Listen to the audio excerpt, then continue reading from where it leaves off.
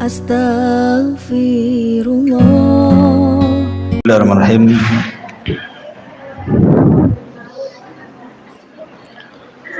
Alhamdulillah wassalatu wassalamu ala Rasulillah wa ala alihi wa sahbihi wa mawalah wa la hawla wa la quwata illa billahi wa ba'du.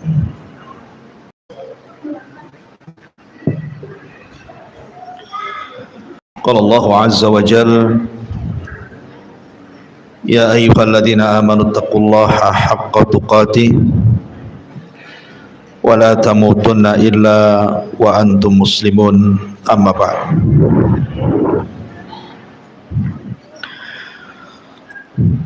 Baik, kita lanjutkan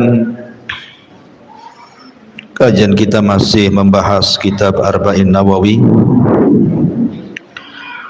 dan kita masuk pada hadis ke-24. Kita baca hadisnya.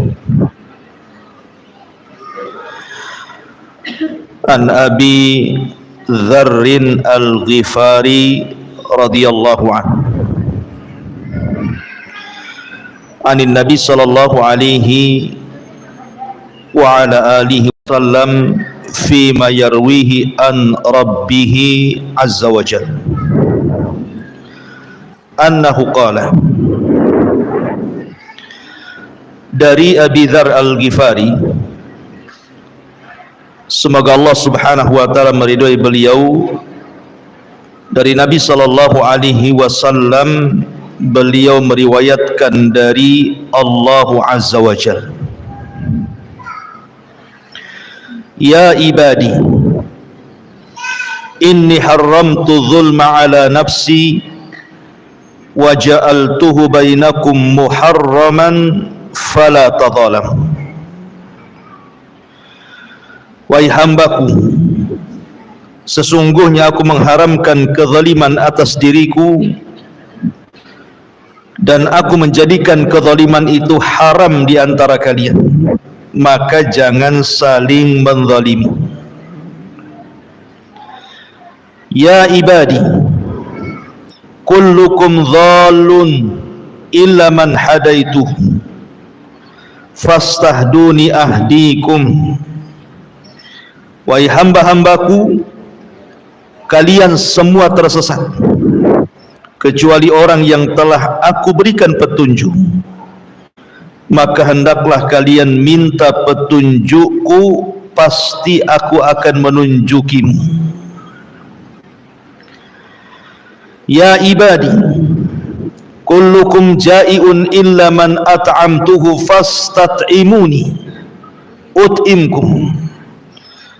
Wahai hamba-hambaku, kalian semua adalah orang-orang yang lapar kecuali orang yang aku beri makan, maka hendaklah kalian meminta makan kepadaku.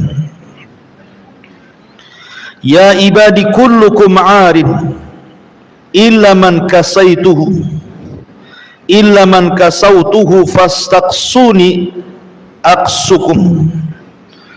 Wahai hamba-hambaku, kalian semua asalnya telanjang kecuali yang telah aku berikan pakaian kepadanya, maka hendaklah kalian minta pakaian kepadaku, pasti aku akan memberinya.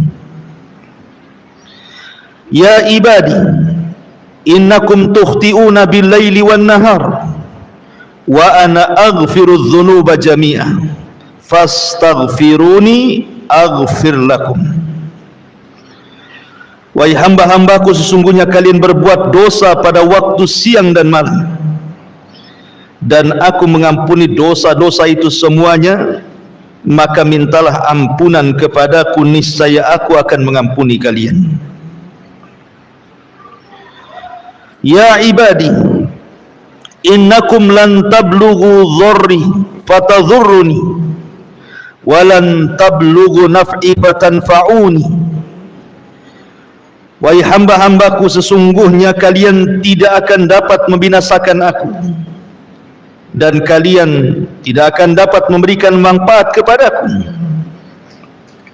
Ya ibadi, law anna awwalakum wa akhirakum wa insakum wa jinnakum kanu ala afjari qalbi rajulin wahidin ma naqasa dzalika min mulki syai'a.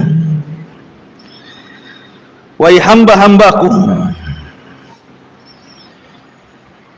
di sini Allah Subhanahu wa taala mengatakan, wahai hamba-hambaku, seandainya orang-orang terdahulu dan yang terakhir di antara kalian, sekalian manusia dan jinnya mereka, berada di atas hati yang paling jahat, maka itu semua tidak mengurangi kekuasaanku sedikit pun. Ya ibadi law anna awwalakum wa akhirakum wa insakum wa jinnakum qamu fi sa'idin wahid fasa'aluni fa'ataitu kulla insanin mas'alatahu ma naqasa dhalika mimma indi illa kama yanqusul mikhyat idza udkhilal bahra. Wahai hamba-hambaku, jika orang terdahulu dan yang terakhir di antara kalian semuanya, manusia atau jinnya yang tinggal di bumi, meminta kepadaku lalu aku penuhi seluruh permintaan mereka, tidaklah hal itu mengurangi apa yang ada padaku kecuali sebagaimana sebatang jarum yang dimasukkan ke dalam lautan. Kemudian kata Nabi sallallahu alaihi wasallam, ya ibadi innama hiya a'malukum uhsiha lakum thumma uwaffikum iyyaha faman wajada khairan falyahmadillah wa man wajada ghaira dhalik fala yalumanna illa nafsa. Rawahu Muslim. Wahai hamba-hambaku, sesungguhnya inilah amal perbuatan kalian, aku catat semuanya untuk kalian, kemudian kami akan membalasnya. Maka barang siapa yang mendapatkan kebaikan hendaklah bersyukur kepada Allah, dan barang siapa yang mendapatkan selain itu maka jangan sekali-kali ia menyalahkan kecuali dirinya. Hadis ini dikeluarkan oleh Imam Muslim. Baik. Ma'asyiral muslimat yang dimuliakan Allah Subhanahu wa taala. Hadis ini disebut dengan hadis Al-Qudsi. Dan para ulama mengatakan sebagai faedah bahwa hadis qudsi itu rata-rata lemah.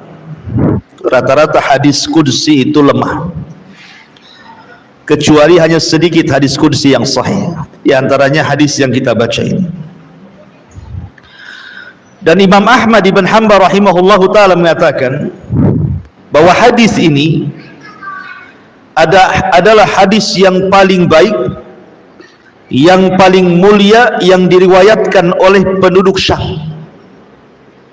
Karena rawi-rawi hadis ini semuanya adalah rawi-rawi penduduk Syam, dan ini hadis terbaik mereka. Ma'asyiral muslimat yang dimuliakan Allah Subhanahu wa taala, bahkan berkata Sa'id, qala Sa'id kana Abu Idris Al-Khawlani idza haddatha bihadzal hadits jatha ala rukbatayhi. Jadi Sa'id berkata bahwa dulu ketika Abu Idris Al-Khawlani yang meriwayatkan hadis ini kan Abu Muslim Al-Khawlani. Jadi kata Sa'id ini, apabila Abu Idris Al-Khawlani menceritakan atau membacakan hadis ini, maka dia langsung tersungkur dan hampir pingsan karena dahsyatnya hadis ini. Ma'asyiral muslimat yang dimuliakan Allah Subhanahu wa taala, kalau boleh saya ringkas hadis ini, ada beberapa poin yang kita akan bahas. Yang pertama, tahrimu zulmi, haramnya kezaliman dan berbagai macam bentuknya. Kemudian yang kedua, iftiqarul khalqi ilallah, butuhnya makhluk kepada Allah, berhajatnya kita semuanya sebagai makhluk kepada Allah subhanahu wa ta'ala. Kemudian yang ketiga, ghaniyullah an khalqihi, bahwa Allah subhanahu wa ta'ala zat yang maha kaya dari seluruh makhluknya. Kemudian yang keempat, khazainullah la tanfud, bahwa pembendaharaan Allah subhanahu wa ta'ala tidak mungkin hilang. Kemudian yang terakhir, ihsaul a'mal, bahwa amal kita akan dipertanggungjawabkan Allah subhanahu wa ta'ala. Ini poin yang terdapat dalam hadis ini. Yang pertama, hadis ini menceritakan tentang tahrimu zulmi, haramnya kezaliman. Dari mana? Dari firman Allah subhanahu wa ta'ala, ya ibadi inni haramtu zulma ala nafsi wa ja'altuhu bainakum muharraman fala tadhalam. Wahai hamba-hambaku, aku haramkan kezaliman kepada diriku dan aku jadikan kezaliman untuk kalian juga sama haram, maka jangan saling menzalimi. Ma'asyiral muslimat yang dimuliakan Allah subhanahu wa ta'ala, zalim itu artinya meletakkan sesuatu yang bukan pada tempatnya, itu secara bahasa. Dan keadilan itu lawannya, karena adil itu meletakkan sesuatu pada tempatnya. Dan Allah subhanahu wa ta'ala digambarkan dalam surah An-Nisa 40, innallaha la yadlim mithqala dzarratin wa in taku hasanatun yudhaifha. Sesungguhnya Allah subhanahu wa ta'ala tidak pernah berlaku zalim, walaupun sebiji zarah sekalipun. Seandainya orang membawa satu kebaikan, maka Allah akan lipat gandakan kebaikan itu. Dan Allah juga mengatakan dalam Fussilat ayat 46, wa ma rabbuka bidzallami lil abid, dan tidaklah Rabbmu berlaku zalim kepada hamba-hambanya. Dari sini menunjukkan bahwa Allah itu ahkamul hakimin, hakim yang maha adil, a'dalul adilin, seadil-adilnya. Tidak ada yang lebih adil di seluruh makhluknya kecuali Allah subhanahu wa ta'ala. Dan lawan daripada adil itu kezaliman. Dan zalim itu terbagi menjadi 3 kezaliman. Yang pertama, kezaliman hamba kepada Allah subhanahu wa ta'ala. Kezaliman seorang hamba kepada Allah subhanahu wa ta'ala. Dan kezaliman seorang hamba kepada Allah terbagi menjadi 2. Ada kezaliman yang tidak pernah diampuni, yang disebut dengan kesyirikan, dan syirik sezalim-zalimnya kezaliman. Kemudian yang kedua, kezaliman hamba kepada Allah yang Allah masih mengampuninya, asal jangan kesyirikan. Kemudian yang ketiga ada namanya zalim, nomor 2 ada yang namanya zalim kepada orang lain, zalim kepada orang lain, dan yang ketiga zalim kepada diri sendiri. Jadi zalim kepada Allah terbagi 2, ada zalim yang tidak diampuni dan ada zalim yang diampuni. Yang kedua zalim kepada orang lain, dan yang ketiga zalim kepada dirinya sendiri. Ma'asyiral muslimat yang dimuliakan Allah subhanahu wa ta'ala, tentu dari 3 kezaliman ini, yang susah mendapatkan ampunan adalah zalim antar sesama hamba. Karena kezaliman antara kita dengan Allah walaupun sampai ke taraf syirik, artinya sezalim-zalimnya kezaliman, kalau kita meminta ampun kepada Allah, maka Allah pasti akan menerima ampunannya. Tetapi kalau zalim kepada hamba Allah, sesama hamba, kita sudah minta ampun kepada Allah, maka Allah subhanahu wa ta'ala tetap menggantungkan ampunannya sampai orang yang dizalimi memaafkannya. Selama orang yang menzalimi, dizalimi tidak memaafkannya, maka ampunan itu digantungkan oleh Allah. Berarti masih ada qisas pada hari kiamat. Dia akan dimintai pahalanya dan dibebankan dosanya.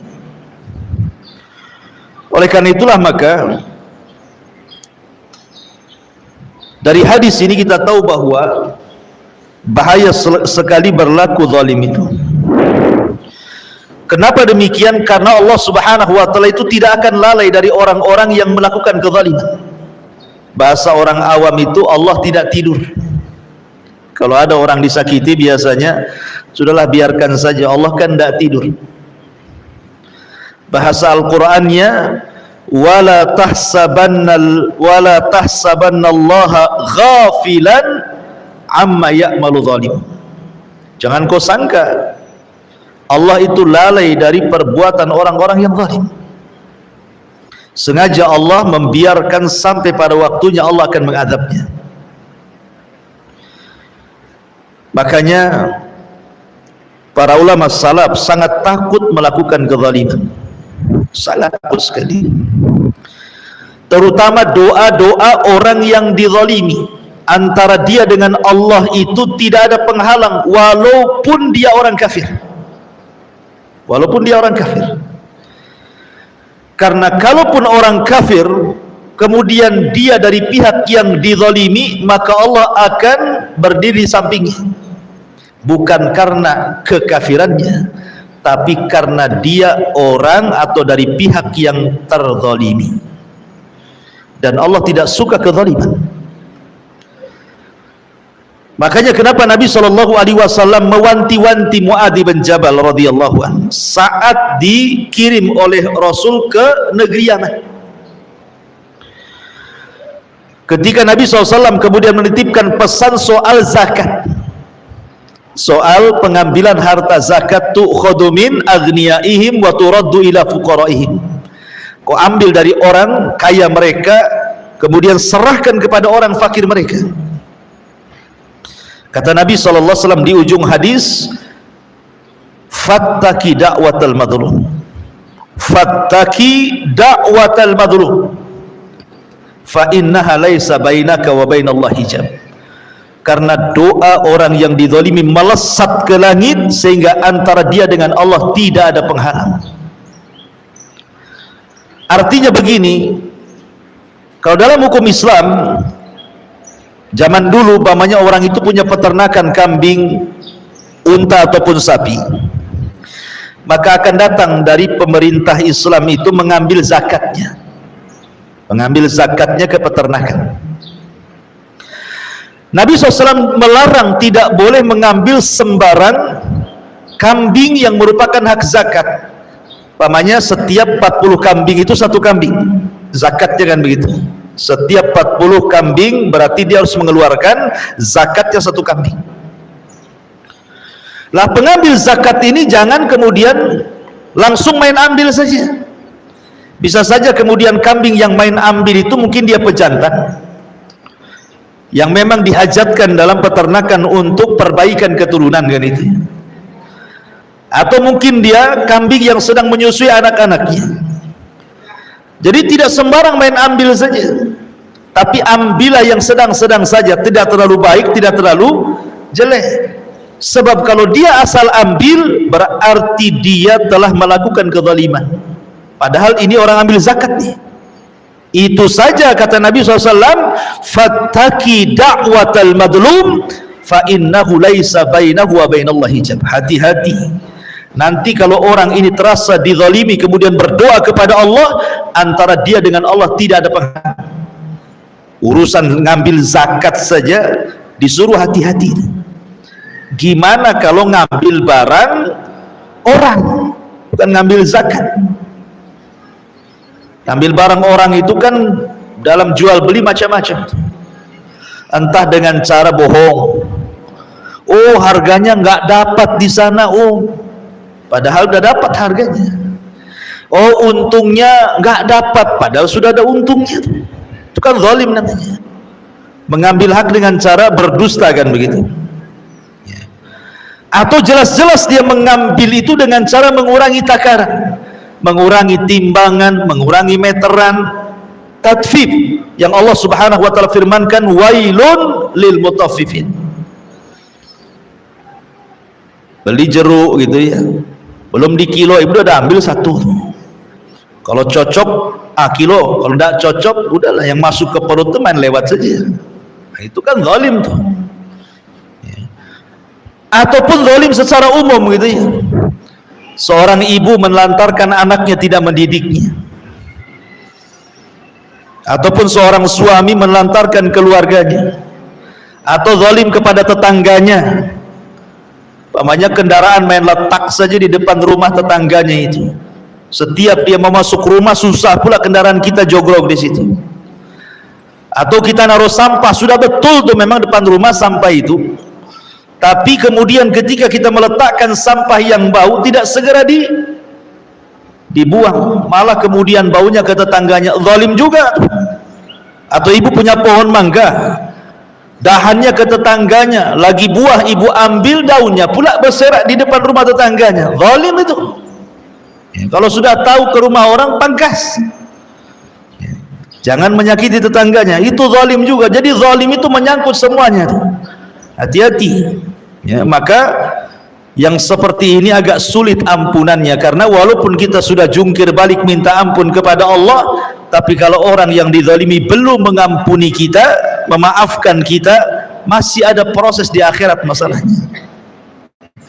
Ma'asyiral muslimat yang dimuliakan Allah Subhanahu wa taala, ini yang pertama, Allah Subhanahu wa taala ingatkan soal kezaliman.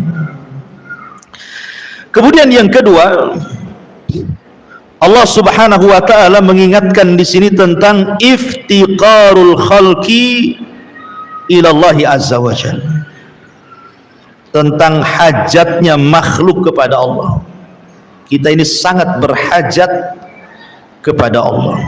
Jangan dibalik, Allah berhajat kepada kita. Tidak, Allah tidak berhajat kepada kita. Yang berhajat itu kita kepada Allah. Makanya kemudian Allah Subhanahu wa taala melanjutkan hadis kudusinya, ya ibadi kullukum zalum illa man hadaituhu fastahduni ahdikum. Wahai hamba-hambaku, kalian semua tersesat.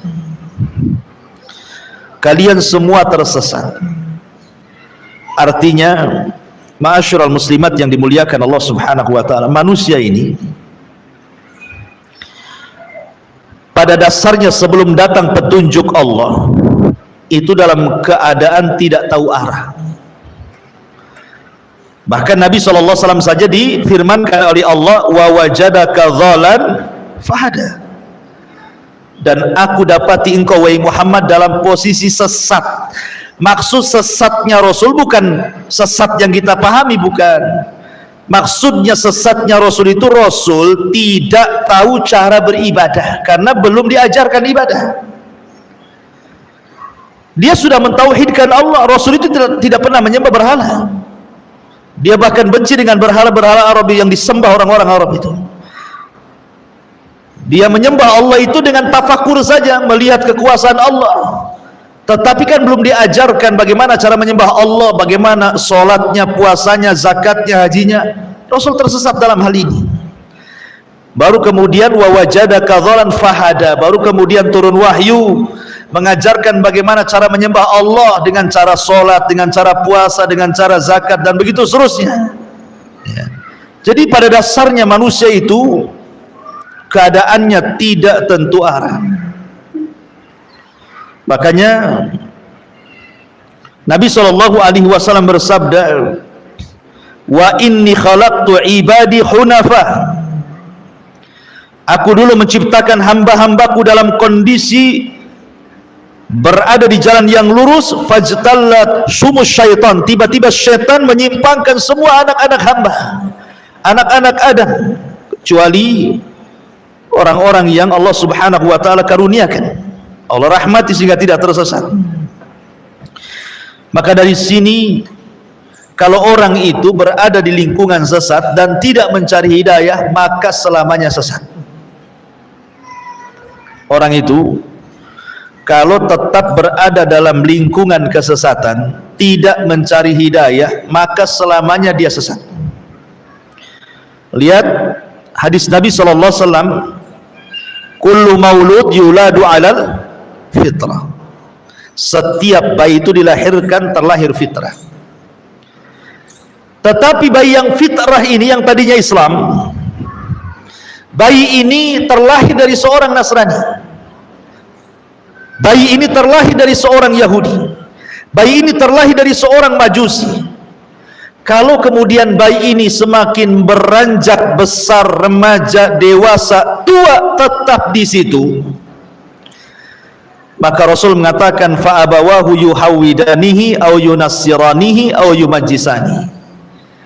Maka pasti bayi ini kalau sudah tumbuh besar pasti dibuat Yahudi oleh bapaknya, karena bapaknya Yahudi.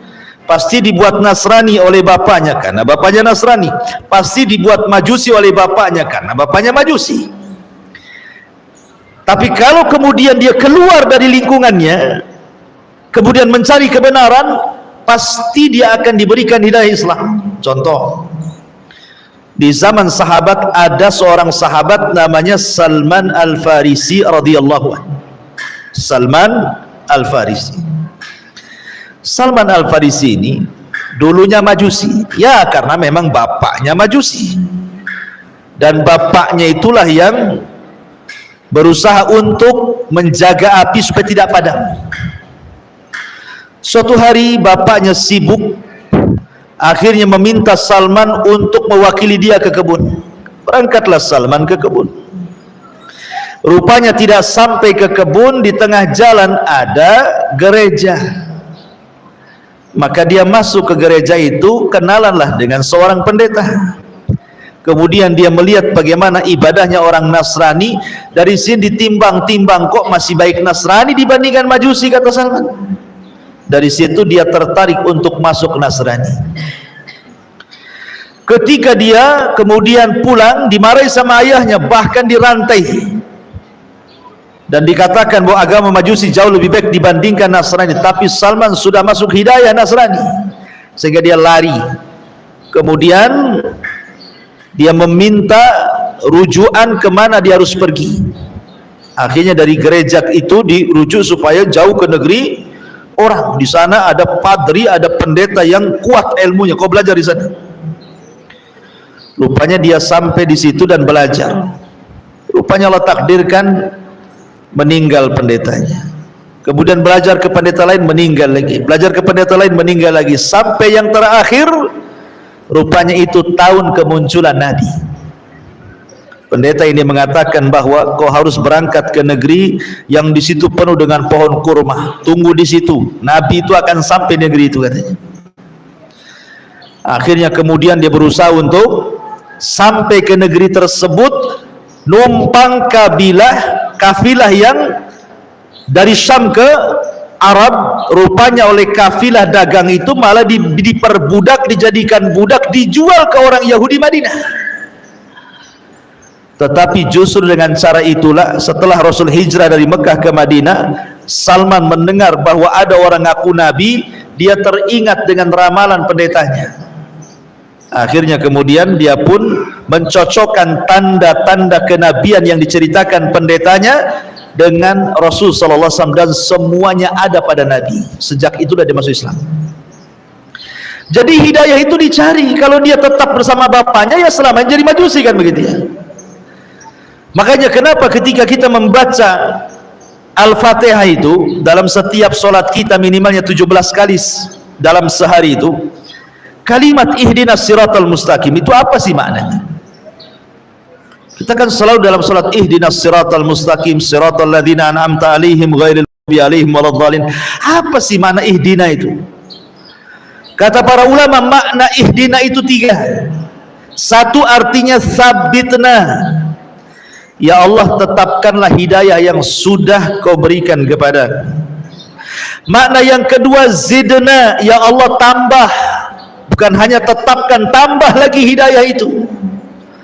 Kemudian makna yang ketiga fima sayati, ya Allah berikan hidayah bukan hanya hari ini saja, tetapi juga ke masa-masa yang akan datang, tetaplah saya di atas hidayah. Makanya wajar orang yang kemudian membaca ihdinas siratal mustaqim dalam setiap solatnya, dan dia paham mana ihdinas siratal mustaqim, dia minta ditetapkan hidayah, dia minta ditambah hidayah, dia minta hidayah itu terus sampai ke masa depan. Maka orang yang solatnya seperti ini, maka Nabi Allah subhanahu wa ta'ala berfirman, innas salata tanha anil fahsyai wal munkar. Salat itu pasti mencegah dia dari perbuatan keji dan mungkar. Kenapa? Karena hidayah masuk. Berarti orang yang habis salat masih melakukan perbuatan keji dan mungkar, jangan-jangan dia tidak serius ketika membaca ihdinas siratal mustaqim. Itu yang menjadikan salat ini mempengaruhi keluar salat itu gara-gara hidayah.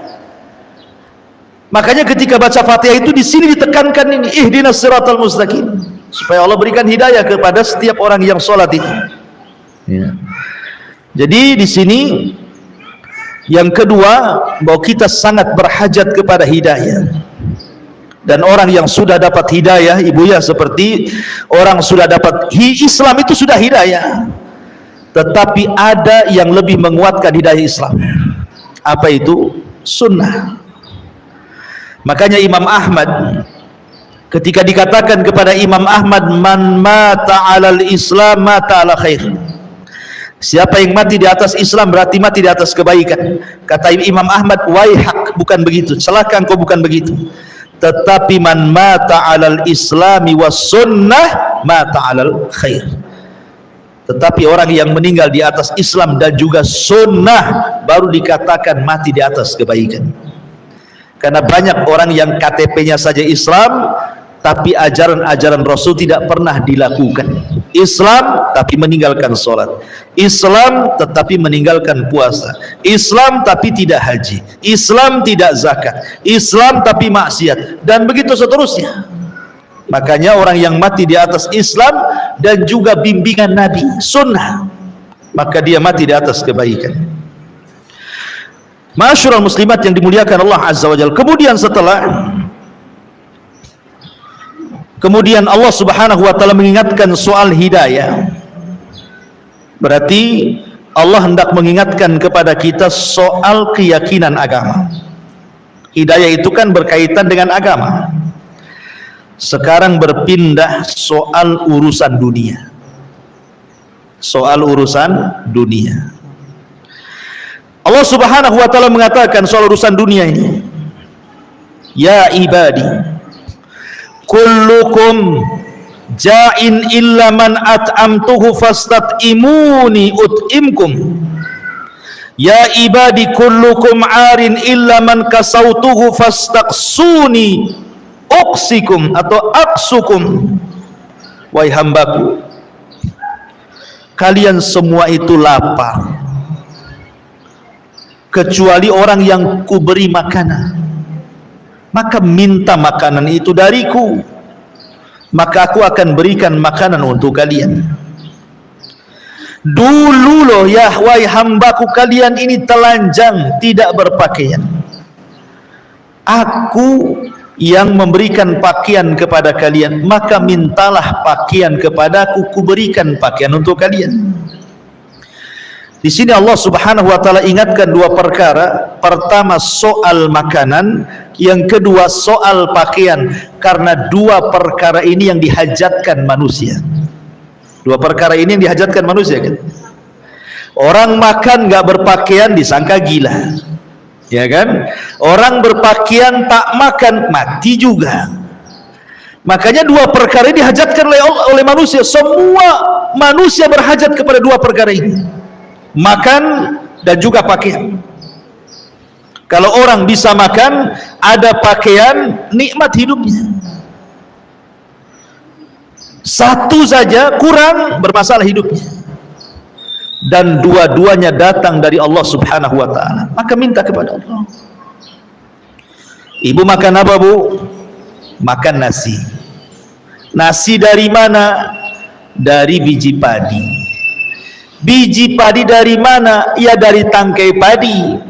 Tangkai padi tumbuh dari mana? Balik lagi ke biji padi. Kan itu ya. Sekarang ada biji padi, kita tanam nih depan rumah di pot.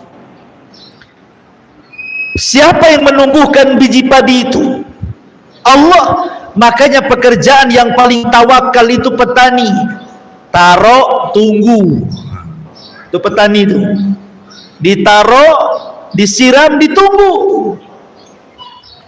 Lain dengan penjahit, sudah ada bahannya, umpamanya beli bahan, ditaruh, ya tetap saja nggak jadi celana dia. Ditaruh jadi baju, enggak, dikerjakan kan. Kalau biji main lempar saja, apalagi negeri subur, dia lempar saja biji itu, tahu-tahu tumbuh. Loh, siapa yang numbuhkan dia? Walaupun tidak semua biji tumbuh, tapi kita bisa melihat yang tumbuh. Pertanyaannya, siapa yang membuat dia tumbuh? Kalau bukan karena Allah Subhanahu wa ta'ala. Ya. Maka kenapa kemudian Allah Subhanahu wa ta'ala berfirman, "Falyanzuril insan ila ta'ami." Hendaklah manusia melihat, merenungkan makanan yang dimakan. Tahu enggak kalau makanan itu berasal dari Allah? Allah yang menumbuhkan semua makanan. Semua makanan yang kita makan itu kembali kepada tumbuhan kan. Ibu mau makan roti, mau makan apa, itu bahan-bahannya balik ke tanah tuh. Pakaian juga sama. Emang pakaian kita ini dari mana kalau bukan dari tumbuh-tumbuhan? Oh, sutra ada pakai ulat pun makan itu juga dari tumbuh-tumbuhan, dari tanah juga kan begitu ya. Semua kembali ke tanah yang Allah tumbuhkan. Dari sini bahwa Allah ingatkan bahwa yang menyediakan makanan untuk kita, yang menyediakan pakaian untuk kita itu Allah, gitu maksudnya dalam hadis ini ya. Jadi kita diingatkan, kita ini sangat berhajat kepada Allah, sangat iftikar, berhajat kepada baik urusan dunia kita, termasuk juga urusan agama kita, dan semua akan ditanya di hadapan Allah. Makanya ketika kita membahas dulu suratul Kautsar, surah Al-Hakumut Takatsur, ketika membahas ujung ayat daripada surah Al-Hakumut itu, la tus'alunna yauma idzin anin na'im, kalian akan ditanya kelak pada hari kiamat tentang nikmat. Sebagian mengatakan nikmat di sini pakaian, makanan, minuman, tempat tinggal, kendaraan, semua akan ditanya. Ketika turun ayat ini, Nabi SAW keluar dari rumahnya di siang hari bolong, dan ketika itu Madinah dilanda paceklik hebat sehingga sudah banyak orang yang kelaparan dan tidak ada makanan. Rasul keluar siang-siang bolong. Tiba-tiba di tengah jalan berjumpa dengan Abu Bakar dan Umar. Rasul bertanya kepada Abu Bakar dan Umar, "Wa ma akhrajakuma?" Apa yang membuat kalian keluar dari rumah siang-siang ini? Ngapain panas-panas kau keluar, gitu bahasanya. Kata Umar dan Abu Bakar, "Ya Rasul, rasa lapar Rasul. Kami tidak tahan di rumah. Kami harus keluar mencari makan." Kemudian keduanya juga bertanya, "Wa ma akhrajaka ya Rasulullah?" Kalau begitu apa yang membuat Anda keluar wahai Rasul? Maka Nabi SAW sama jawabannya, lapar. Tiba-tiba Abu Bakar menyingkap perutnya, rupanya ada batu yang diikat satu di perutnya. Umar menyingkap juga pakaiannya, rupanya ada batu yang diikatkan di perutnya. Begitu orang dulu cara menahan lapar.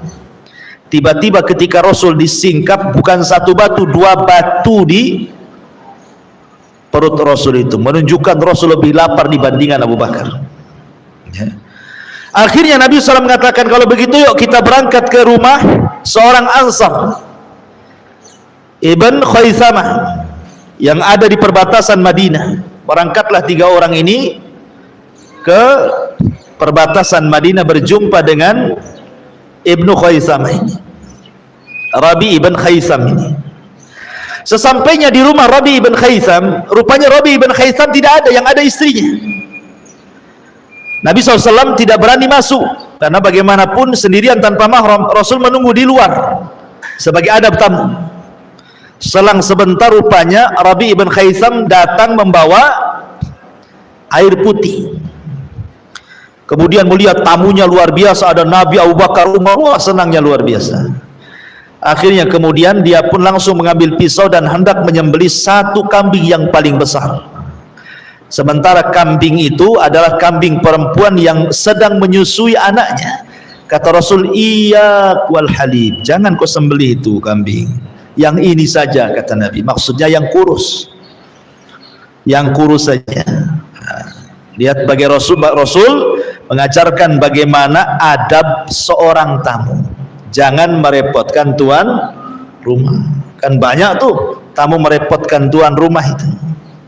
Masa aqua gelas saja, pandai lain. Kan itu yang agak ini ya. Ya, ada apa sih di kulkasnya? Tanya kulkas pula. Ya. Jadi tidak usah tanya-tanya. Dan tuan rumah kalau dia berakal, pasti dia sudah paham keutamaan menghormati tamu. Kalau memang tuan rumah tidak paham, ya sudah, jangan repoti dia. Makanya Rasul jangan sembelih yang ini saja. Ini enggak. Mau dibelikan bakso, janganlah bakso. Kalau bisa rawon, tambah soto, tambah. Nah, ini kok milihnya itu yang lebih tinggi. Kalau bisa jangan bakso lah. Sudah cilok saja, kan itu lebih turun tuh derajatnya. Ini minta yang tinggi lagi. Ya. Jadi akhirnya disembelihlah kambing yang kecil itu, kemudian dihidangkan.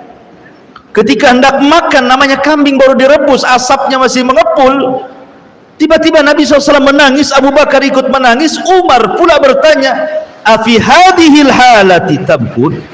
Oh, dalam kondisi seperti ini kalian menangis wahai Rasul? Kita ini lagi lapar, makanlah, jangan nangis gitu. Maka kemudian Nabi SAW mengatakan kepada Umar, "Ya Umar, alhaqumut takatsur," sampai Rasul membacakan, "La tus'alunna yauma idzin 'anin na'im." Nanti makanan minuman yang kita makan di depan kita ini akan ditanya di hadapan Allah. Jadi semua akan ditanya. Makanya Allah mengatakan, "Falyanzuril insan ila ta'ami." Hendaklah melihat manusia kepada makanan yang dilihat. Semua akan ditanya. Apakah makanan yang kita makan halal atau tidak? Termasuk juga orang yang tidak pernah bersyukur bahwa makanan ini datang dari Allah. Dengan cara apa? Membuang-buang. Kan ada tuh orang yang berlebihan masak lauknya, nasinya, yang makan 2 orang, tetapi dia masak untuk 1 kampung. Paling 2 piring sudah kenyang, akhirnya tidak juga diberikan kepada tetangga yang miskin, diinapkan 1 malam, basi, dibuang ke tong sampah. Nah, ini akan ditanya itu. Ini semua datang dari Allah Subhanahu wa Ta'ala. Ya. Makanya kenapa mubadzir itu karena ikhwan syaitan, teman-temannya setan itu. Ini kemudian diingatkan soal 2 perkara yang penting, soal makanan dan juga soal pakaian.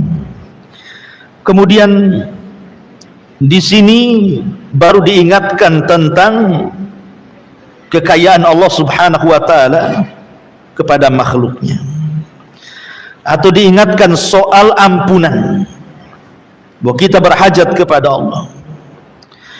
"Ya ibadi innakum tukhti'una bil-laili wan-nahar." Subhanallah. Kalau Allah Subhanahu wa Ta'ala mengatakan begini, Bu, "Wahai hamba-hambaku, kalian ini selalu melakukan dosa siang dan malam." Harusnya bahasa ini bahasa yang menakutkan, karena bahasa ini pasti setelahnya adalah azab yang akan turun. Contoh begini, Bu, ibu punya anak ini bandel, disuruh-suruh tak mau. Kemudian ibu mengatakan, "Wahai anakku, kamu ini siang malam tidur saja, disuruh ini tak mau, disuruh itu tak mau, siang malam kau malas. Kira-kira Bu, ibu akan membiarkan anak itu atau ibu akan menghukumnya? Pasti akan menghukumnya. Kalau sudah kelamaan kan pasti menghukumnya kan gitu. Entah diusir dari rumah, entah dimakinya kan begitu ya, entah dipukulnya. Artinya bahasa-bahasa seperti ini, engkau ini telat siang malam, pasti akan datang hukuman tuh. Jadi ketika kita mendengar kalimat ini, wahai hambaku kalian ini selalu berbuat dosa kepadaku siang malam, harusnya terpikir akan datang hukuman dari Allah Subhanahu wa taala. Tetapi laisa kamitslihi syai'un, Allah itu tidak sama dengan hambanya. Kalau seorang anak berbuat jahat siang malam kepada orang tua, pasti ada waktu-waktu limitnya di mana orang tua akan membalas. Pasti itu. Tapi Allah Subhanahu wa taala justru mengagetkan semua alam dunia, malah mengatakan wa ana aghfiru dzunuba jami'ah. Tapi walaupun kalian berlaku dosa kepadaku siang dan malam, tenang, aku ampuni dosa kalian. Kan enak tuh. Coba ya. Allah mengakui dosa kita, tapi Allah juga menyiapkan ampunannya. Ini kan luar biasa rahmat Allah kepada kita. Ini tidak ada pada seorang hamba. Kalau ada orang nyakiti kita terus-terusan, sampai kapan kita memaafkan dia kan itu? Bahasanya pasti sabar juga ada ujungnya. Pasti kita emosi juga lah. Tapi Allah rahim. Rahmatnya mendahului murkanya. Kasih sayangnya Allah kepada hamba jauh lebih kasih sayang seorang ibu kepada anaknya. Ma'asyiral muslimat yang dimuliakan Allah Azza wa Jalla. Maka di sini wa ana aghfiru dzunuba jami'a fastaghfiruni aghfir lakum. Maka mintalah ampun. Kapan-kapan pun kalian minta ampun, ku ampuni. Lihat bagaimana Allah Subhanahu wa taala membuka ampunan selebar-lebarnya. Ada orang yang berusia 100 tahun datang kepada Nabi, orang kafir musyrik, semua dosa sudah dilakukan dia. Namanya orang tua pasti pengalaman dalam dosa. Kalau anak muda kan tidak pengalaman dalam dosa, dia sedang mencoba dosa. Tapi orang tua itu sudah pengalaman dosanya. Sehingga orang ini datang kepada Rasul mengatakan, ya Rasulullah, inni fa'altu dzamban 'azima law wuzi'at ala ahli al-qaryati lawasi'atkum. Aku melakukan banyak kali dosa Rasul. Kalau ku bagi-bagikan di dosa ini ke kampung, sebuah negeri, cukup untuk mengadab mereka. Kata orang ini mengatakan, halli minat taubah, Rasul, ada enggak di agamamu taubat orang sepertiku ini? Maka Nabi SAW mengatakan, atashhadu alla ilaha illallah wa anni rasulullah. Maukah kau mengatakan bahwa aku bersaksi tidak ada sesembahan yang berhak disembah kecuali Allah dan aku utusan Allah? Kalau engkau mengucapkannya, fal Islam yahjubu ma qablah. Islam itu menutupi dosa sebelum Islam. Oh, senang dia. Maka dia langsung mengatakan, asyhadu alla ilaha illallah wa asyhadu annaka rasulullah. Maka Rasul mengangkat kedua tangannya mengatakan, alhamdulillah badalallahu sayyiatihil hasanat. Segala puja dan puji hanya milik Allah. Allah telah menggantikan keburukan dia, semua sudah jadi baik. Karena Islam itu menghancurkan dosa sebelumnya, sebagaimana taubat menghancurkan dosa sebelum taubat.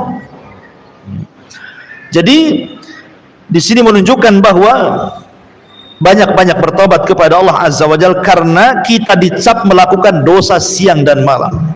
Kalau ada orang mengatakan saya tidak pernah berbuat dosa, dustakan ucapannya. Setiap manusia itu pasti berbuat dosa. Mungkin matanya yang berbuat dosa, mungkin telinganya, mungkin lisannya, mungkin hidungnya, mungkin tangannya, mungkin kakinya, mungkin kemaluannya, mungkin juga hatinya, mungkin pikirannya. Tidak tahu yang mana satu. Tapi setiap hari kita berbuat dosa. Makanya Nabi SAW mencontohkan, kata Nabi SAW, saya setiap hari, kata Rasulullah, la astaghfirullah mi'at marrah, setiap hari meminta ampun kepada Allah minimalnya 100 kali.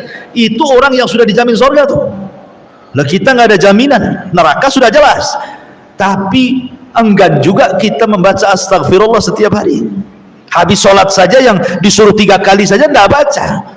Sempurna itu salam ke kanan ke kiri sambil lari, selesai sholatnya. Ini kan masalah jadinya. Kemudian setelah itu Allah Subhanahu wa taala ingatkan lagi tentang bahwa Allah itu kaya, bahwa pembenaran Allah itu tidak akan lenyap. Seberapalah makhluk Allah itu dengan Allah Subhanahu wa taala. Bahasanya begini, Allah Subhanahu wa taala tidak termadorotkan dengan maksiat kita, dan Allah tidak termanfaatkan dengan ketaatan kita. Ingat ya, itu kaidah tuh. Sehebat apapun taat kita kepada Allah, tidak manfaat bagi Allah. Sehebat apapun maksiat kita kepada Allah, tidak memadaratkan Allah sedikit. Bahasa lainnya, kalau satu dunia ini bermaksiat kepada Allah, tidak mengurangi kekuasaannya. Kalaupun satu dunia melakukan ketaatan kepada Allah pun tidak menambah kekuasaannya. Allah itu tidak berhajat kepada kita. Kalau analogi yang lebih dekat lagi begini, Bu. Ibu ketika punya uang ingin bersedekah kepada fakir miskin. Sekarang yang berhajat itu kita yang bersedekah atau fakir miskin? Mungkin pikiran kita fakir miskin yang berhajat kepada kita, kan begitu? Dipikirnya orang sedekah itu karena orang miskin butuh sama kita. Itu paradigma yang keliru. Jadi kalau ibu hendak bersedekah, yang butuh itu kita kepada dia, bukan dia kepada kita. Karena sedekah itu manfaatnya bukan untuk orang miskin itu, tapi manfaatnya kembali ke kita, gitu maksudnya. Dengan bersedekah bertambah kemudian harta kita, ma naqasa min mali sadaqah. Tidak akan berkurang harta yang disedekahkan. Untung masih ada orang miskin, saya bisa bersedekah. Akhirnya harta kita walaupun tidak bertambah, minimalnya tidak berkurang. Kan begitu ya? Dengan bersedekah akhirnya kesehatan kita dijaga oleh Allah. Kalau tidak ada orang miskin yang kita sedekahkan, mungkin kita sudah sakit-sakitan. Dengan sedekah Allah buatlah kita sembuh penyakitnya. Minimalnya walaupun tidak ada penyakit ataupun tidak disembuhkan penyakitnya, yang ada tidak ditambah penyakitnya. Ataupun kita ketika bersedekah kepada fuqara wal masakin, Allah mudahkan setiap kesulitan kita jadi kemudahan. Kalau bukan karena mereka, sulit teruslah hidup kita itu. Jadi dari sini kita tahu yang berhajat dengan sedekah kita itu bukan kita, bukan orang miskin kepada kita, tapi kita yang butuh orang miskin. Nah, itu paradigma yang benar tuh. Seperti itulah, bahwa sehebat apapun kita taat tidak menjadikan manfaat bagi Allah, sehebat apapun orang maksiat tidak pula memadaratkan Allah. Perhatikan di sini. Allah Subhanahu wa taala mengatakan, ya ibadi, innakum lan tablughu dhurri fatadhurruni walan tablughu naf'i fatanfa'uni. Allah Subhanahu wa taala mengatakan, wahai hamba-hambaku, sesungguhnya kalian tidak akan dapat membinasakan aku, dan kalian tidak akan dapat memberikan manfaat kepadaku. Sehebat apapun kita taat, tidak manfaat bagi Allah. Sehebat apapun maksiat, tidak membatalkan Allah.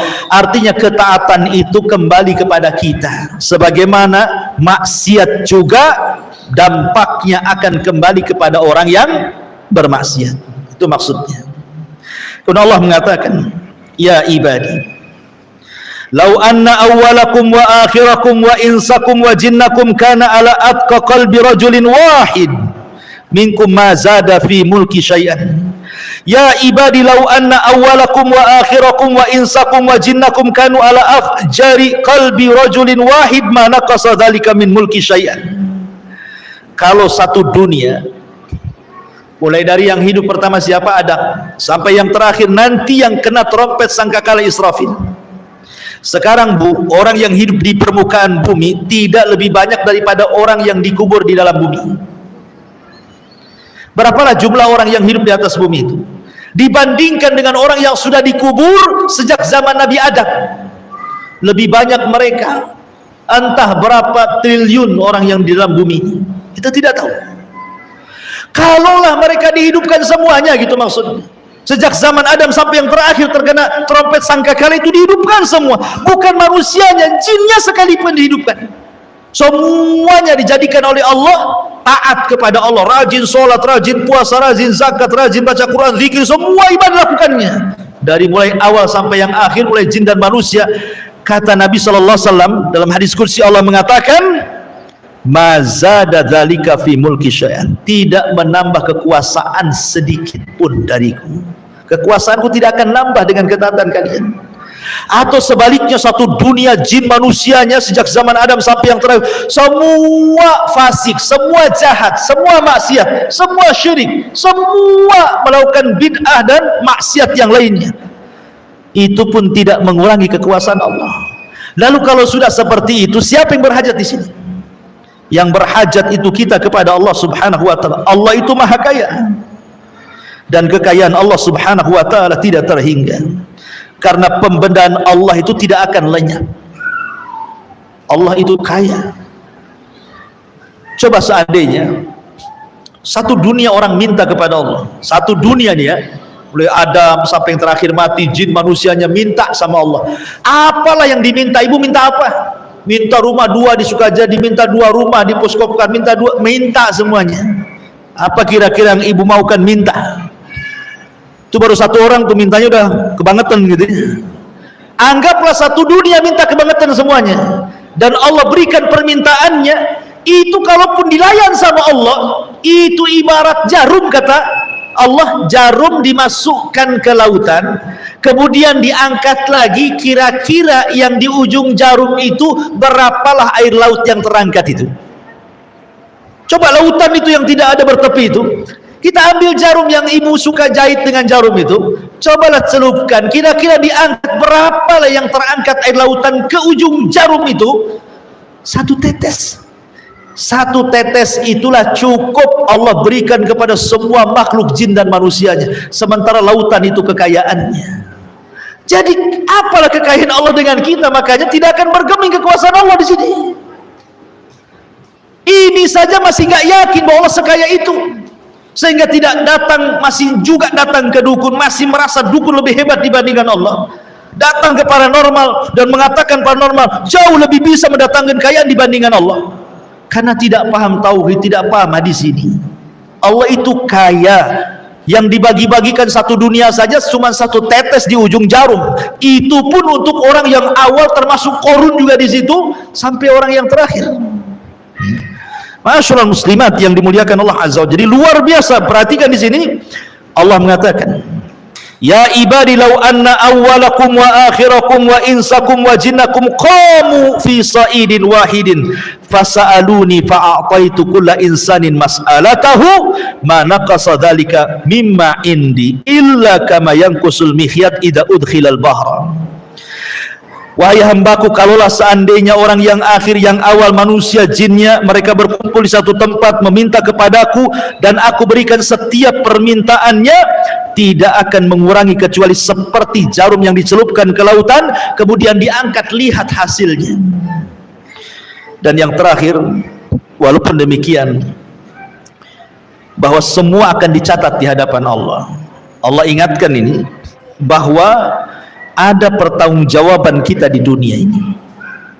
Ada pertanggungjawaban kita di dunia. Artinya semua yang kita lakukan, semua yang kita ucapkan, semua yang kita yakini di dunia, semua yang kita biarkan dan begitu seterusnya, semua akan ditanya di hadapan Allah. Sehingga Allah tutup kalimatnya dalam hadis kursi ini, ya ibadi innama hiya a'malukum uhsiha lakum thumma uwaffikum iyyaha faman wajada khairan falyahmadillah wa man wajada ghaira dzalik fala yalumanna illa nafsah. Wahai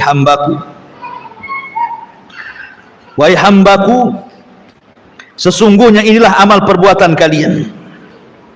Aku catat semuanya. Tidak ada yang berkurang, semua akan dicatat. Setiap hembusan nafas kita akan dicatat. Makanya Allah mengatakan, wa ma yalfidu min qaulin illa alaihi raqibun atid. Tidaklah satu ucapan kecuali pasti dicatat malaikat raqib dan atid. Semua dicatat, semua dibukukan, dan akan ditanya di hadapan Allah Subhanahu wa taala. Maka barang siapa yang mendapatkan kebaikan dengan tadi meminta hidayah, diberikan hidayah. Ya, mentauhidkan Allah, bersyukurlah dia kepada Allah. Tapi kalau tidak demikian, maka jangan salahkan Allah. Salahlah diri kalian, dan itu kemauan kalian. Allah sudah berikan petunjuk kepada kalian dua jalan, ini masuk surga, ini masuk neraka, kau pilih pula ke neraka. Ini jalan sunnah, ini jalan yang menyimpang dari sunnah, kau pilih pula yang menyimpang dari sunnah. Ini jalan tauhid, di jalan syirik, kau pula memilih kesyirikan. Maka siapa yang memilih jalan tauhid, jalan sunnah, jalan ketaatan, bersyukurlah kepada Allah. Tapi siapa kemudian yang memilih kesyirikan, penyimpangan dalam sunnah, kemaksiatan, jangan pernah mencela kecuali celalah diri kalian, kata Allah. Di sini makanya pentingnya kita mempertahankan akidah istiqomah. Wallahu alam. Ini ya keterangannya panjang, cuma saya singkat-singkat saja karena memang panjang hadisnya. Sebenarnya bisa, kalau membahas di sini bisa 2-3 pertemuan ya. Kita ambil makna-makna dari hadis ini saja. Wallahu alam. Baik, sampai di sini. Bisa ada waktu silahkan. Kita hentikan sampai jam 11 ya. Ini masih jam 10.43, masih ada waktu sampai jam 11. Silahkan kita buat tanya jawab. Silakan. Coba pakai mic itu. Nggak dengar masalahnya.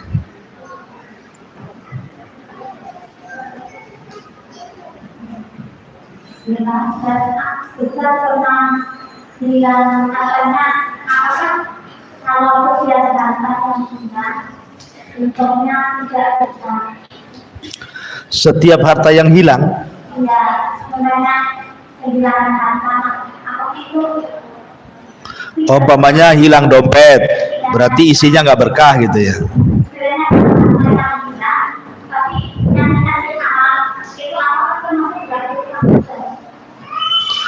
Apakah setiap barang yang hilang atau susah ditemukan itu barang itu tidak berkah gitu?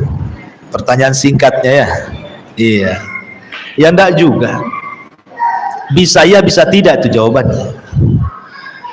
Ada harta diambil dari hantu ya kayak hantu.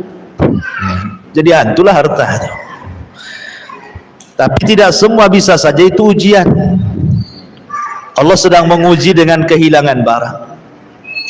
Nabi Ayub alaihi salatu wassalam diuji dengan kehilangan harta. Semua hartanya, apa tidak kita katakan Nabi Ayub tidak berkah hartanya? Dia Nabi. Berarti Allah sedang uji dia, supaya Allah tahu apakah dia sabar atau tidak. Karena terkadang ada sorga itu tidak bisa diraih dengan sholat, tidak bisa diraih dengan puasa, tidak bisa diraih dengan zakat, dengan amalan-amalan ibadah yang lain, hanya bisa diraih dengan sabar saja. Dan tidak mungkin orang itu sabar kecuali harus ada ujian. Ya namanya ujian, boleh jadi dompetnya hilang, berangkasnya dicuri, baju barunya baru di laundry, tahu-tahu hilang di laundry gitu. Atau dijemur di belakang rumah, tahu-tahu diambil sama orang tidak tahu siapa yang ngambil, baru beli itu padahal. Jadi tidak mesti, atau juga iya, boleh juga, bisa jadi iya. Al jaza'u min jinsil amal. Pamannya kita nyuri baju orang, tahu-tahu baju kita hilang. Bisa saja kama tadinu tudan. Sebagaimana kita melakukan sesuatu, begitulah Allah buat yang sama kepada kita, bahkan lebih perit lagi. Bisa saja kita nyuri uang orang, tahu-tahu usaha kita bangkrut saja. Bisa jadi. Ya, jadi lihat kadar takwanya orang itu. Tapi tidak semua kemudian yang dihilangkan karena bangkrut atau barang tidak dikatakan berkah. Boleh jadi itu ujian seperti kisahnya Nabi Ayub tadi. Wallahu a'lam. Yang kedua, bagaimana menghadapi kesabaran kalau kita itu sakitnya ditutup sama tangga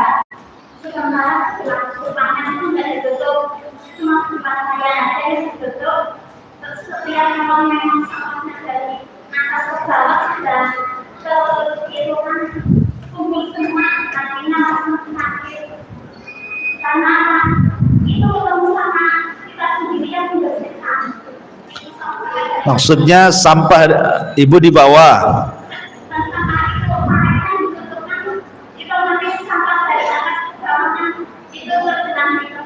Iya.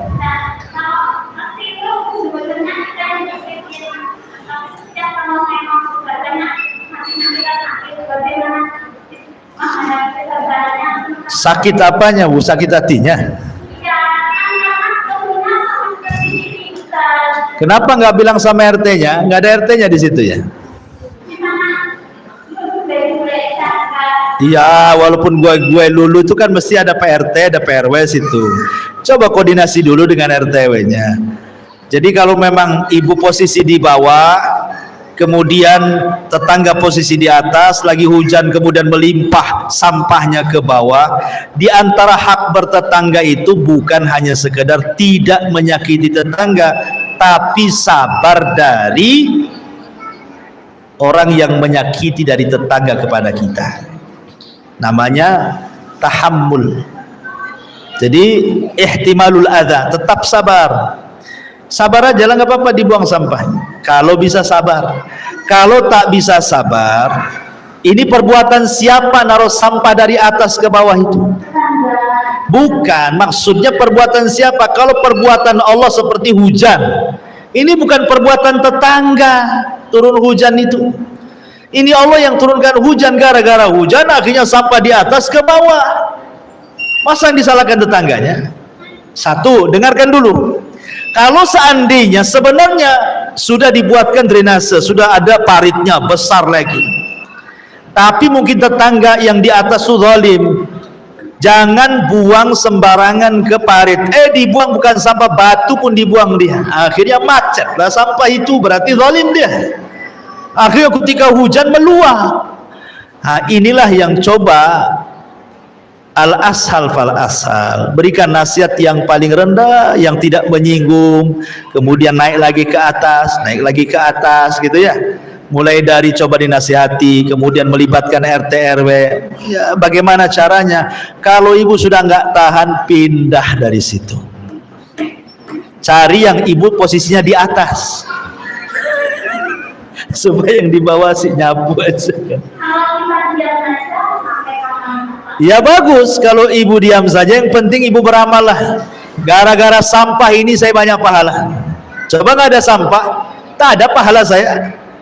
Kalau itu kan enak tuh kalau ngomong gitu ya, sederhananya seperti itu. Gara-gara sampah ini jadi saya banyak pahalanya. Selesai itu urusan. Ya. Tapi jangan pula gara-gara sampah jadi banyak dosanya. Akhirnya digibah saja semua orang. Jadi ya itu makanya coba ada solusi lah, ada RT RW, laporkan saja. Boleh jadi ada kerusakan, kita tidak tahu. Wallahu a'lam.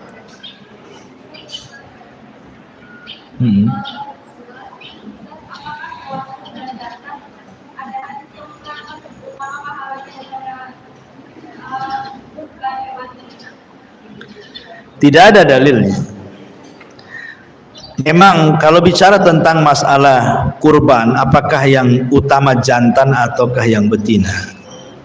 Hampir semua riwayat memang yang jantan itu lebih utama. Maksudnya kalau dia besar, gemuk, sebagaimana hadis Rasul. Rasul berkorban dengan 2 kambing yang bertanduk dan gemuk. Dan begitu ya.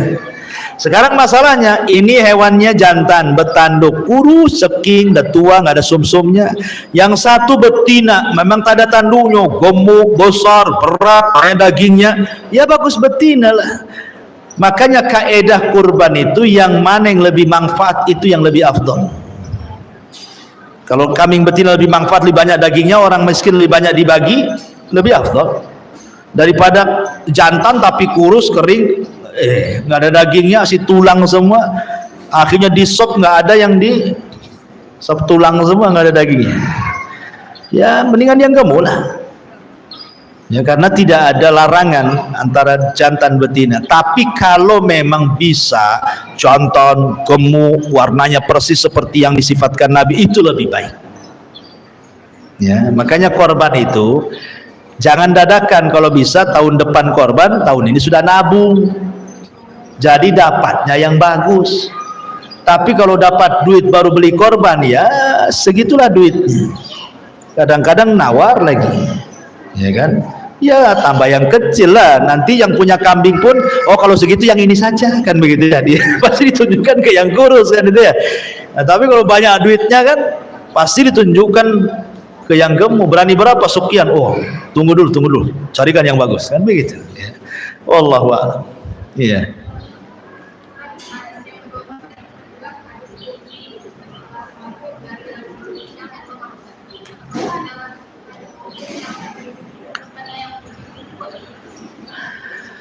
Hadis kursi itu memang kebanyakan lemah. Itu kata-kata ulama. Ya. Kebanyakan lemah, tapi ada juga yang sahih. Seperti ini hadis yang kita bahas ini sahih hadisnya. Ya. Lalu apa bedanya hadis kursi dengan Quran? Kan sama-sama qala Allah, lain dengan hadis biasa qala Rasulullah.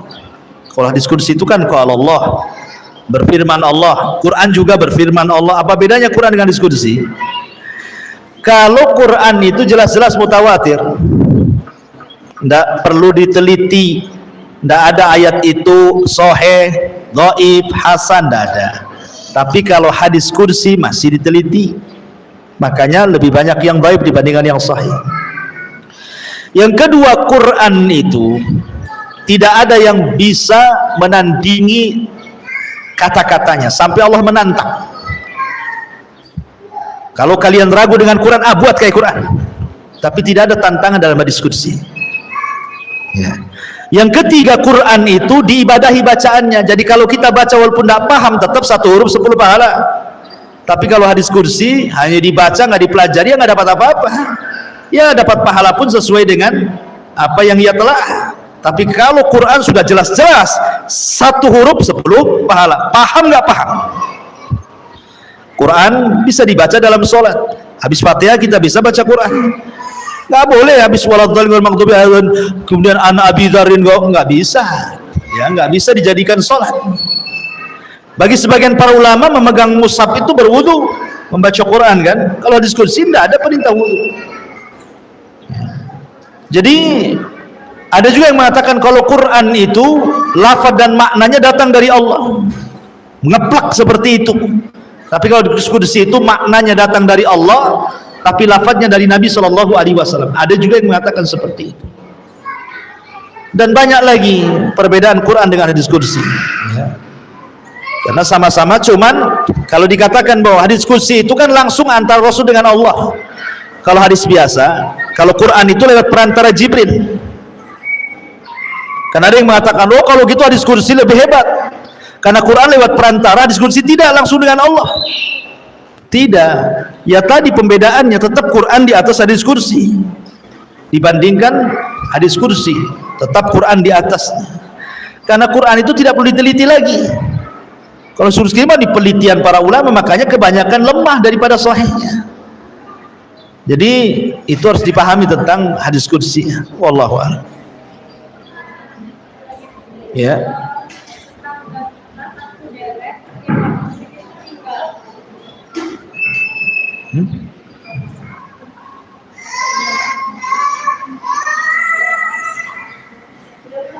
Enggak, sudah dipending aja.